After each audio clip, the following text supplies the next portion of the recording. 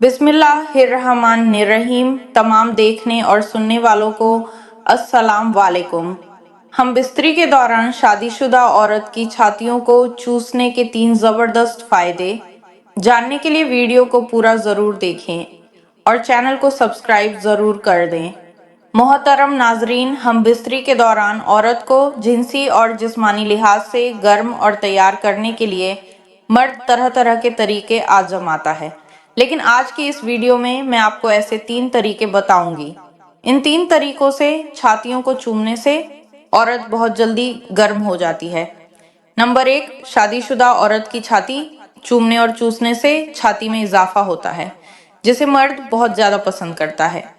जब मर्द औरत की छाती को मसले तो औरत इस अमल से बहुत जल्दी हम बिस्तरी के लिए तैयार हो जाती है। नंबर 2, शादीशुदा औरत की छाती चूसने से औरत बहुत जल्दी हम बिस्तरी के लिए तैयार और गर्म हो जाती है, जिसकी वजह से औरत हम बिस्तरी के दौरान बहुत जल्दी फारिग हो जाती है।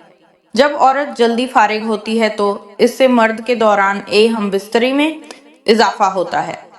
नंबर 3, शादीशुदा औरत की छातियों को चूसने का सबसे बड़ा फायदा यह है कि छाती चूसने से वजन कंट्रोल में रहता है, जिससे औरत का वजन कम हो जाता है और छाती साइज में बढ़ जाती है, जिससे औरत बहुत दिलकश लगती है। दोस्तों, और ऐसी वीडियोस देखने के लिए इस चैनल को सब्सक्राइब जरूर कर दें और दोस्तों के साथ वीडियो को शेयर भी करें। शुक्रिया।